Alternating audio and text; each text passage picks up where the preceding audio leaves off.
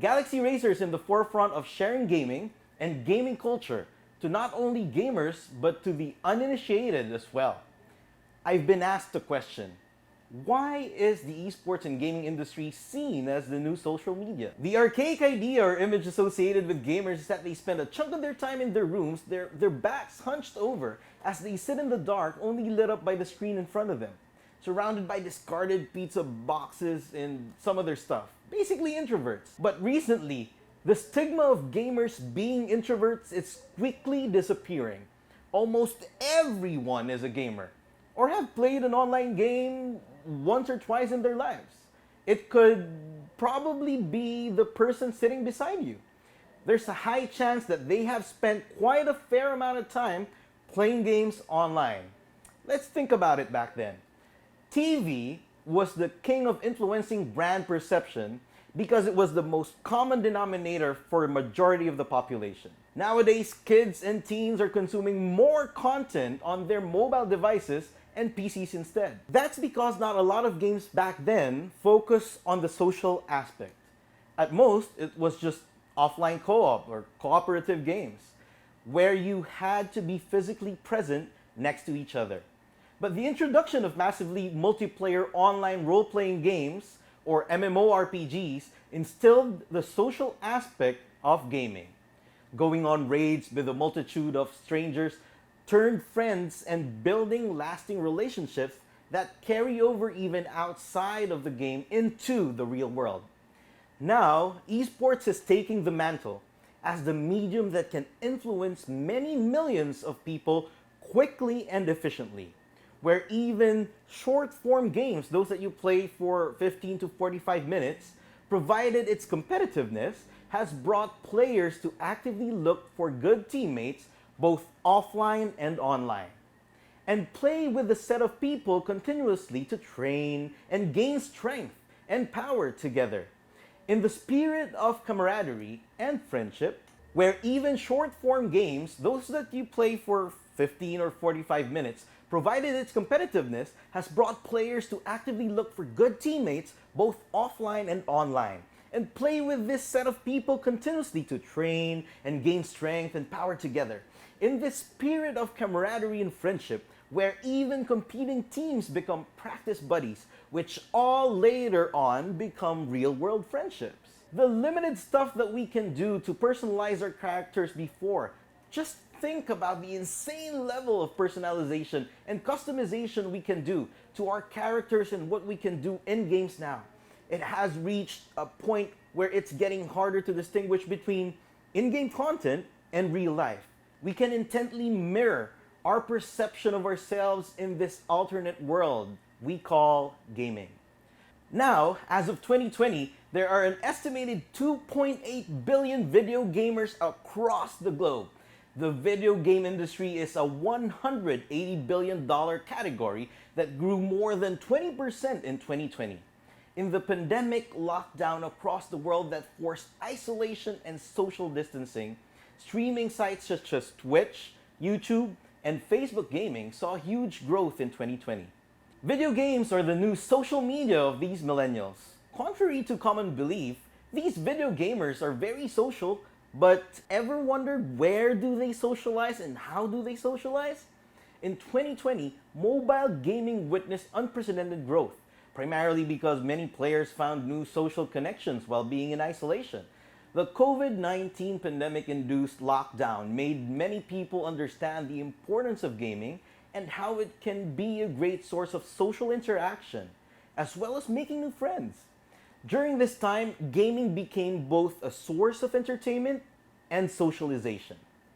This has contributed to the rise in the adoption of virtual gaming. Gaming has stepped in as a social lifeline in the age of social distancing and provided a platform for players to connect with others anytime, anywhere.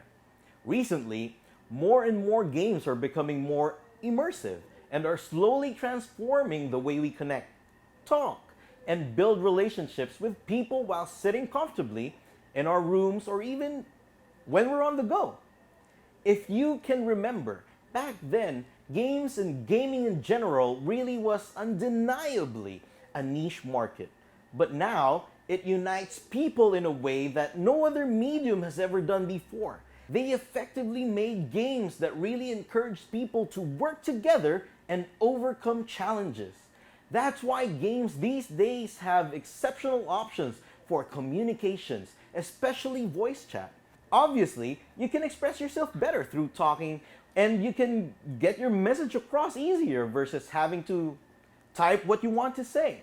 But the real thing that connects all virtual gamers around the world are the virtual but real experiences they share in-game. The lonely moments of defeat, the exciting moments of success and accomplishment. These things trigger profound emotions within them, and that fuels these lasting friendships and creates so much more each day.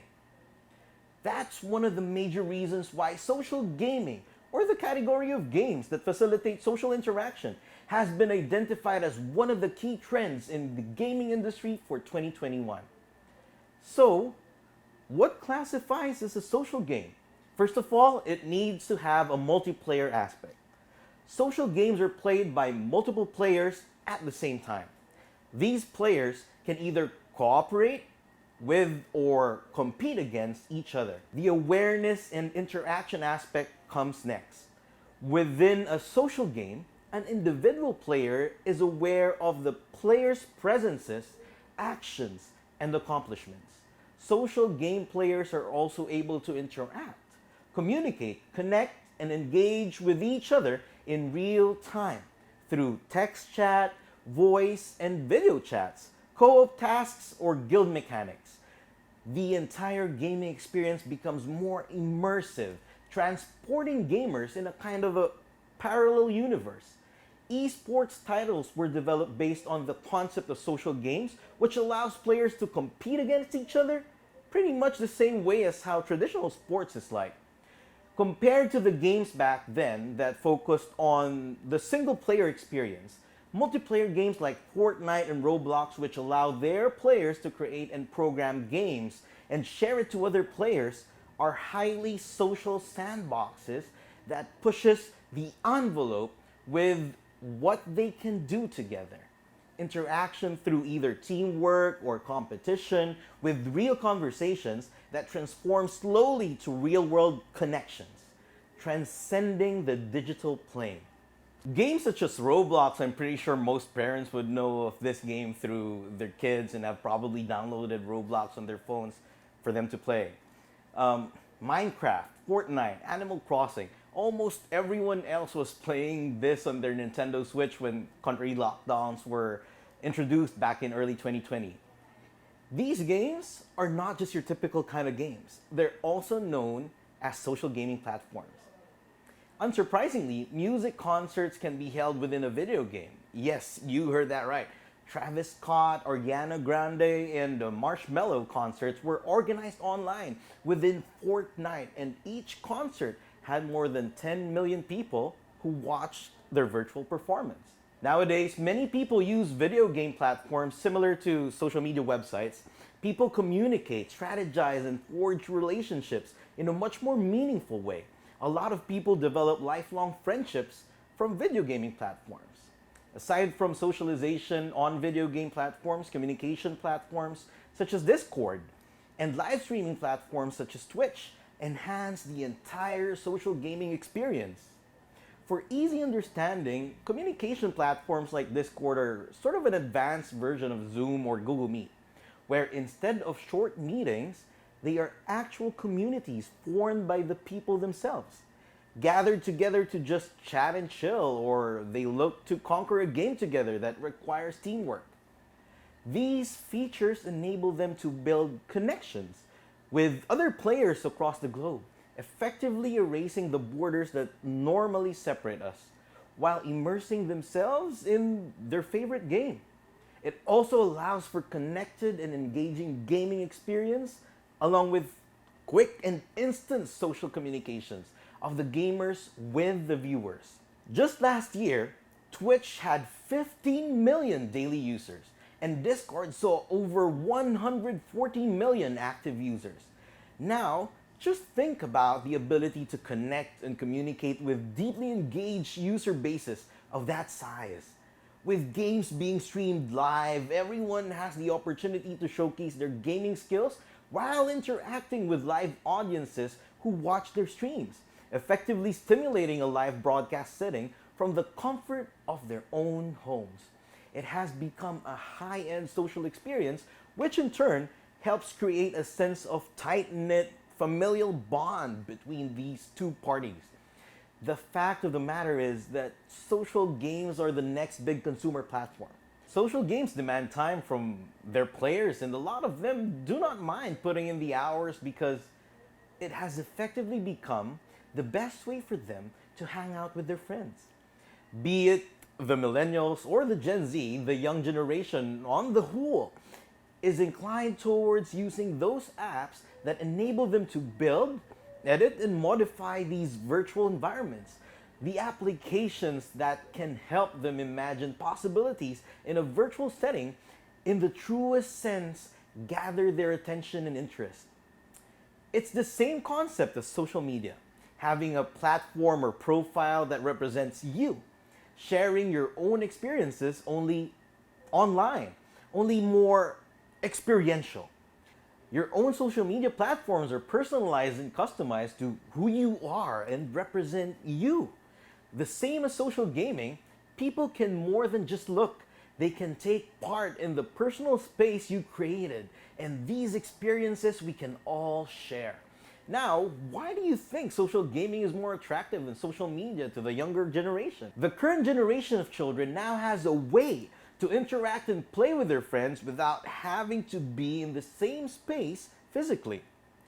Game publishers and developers knew that they had found something special. They can create a world where a lot of kids would essentially grow up in where these children can overcome trials and achieve objectives in a digital social setting more than what they can do in traditional social media. These developers realized that they had a great avenue of growth. Of course, with that being said, the game, pun intended, changed as a result. Esports and its competitive spirit is still generally popular and is something a lot of players talk about. But for most players, that's just it. The real reason they play these competitive games is that they just want to hang out with their friends.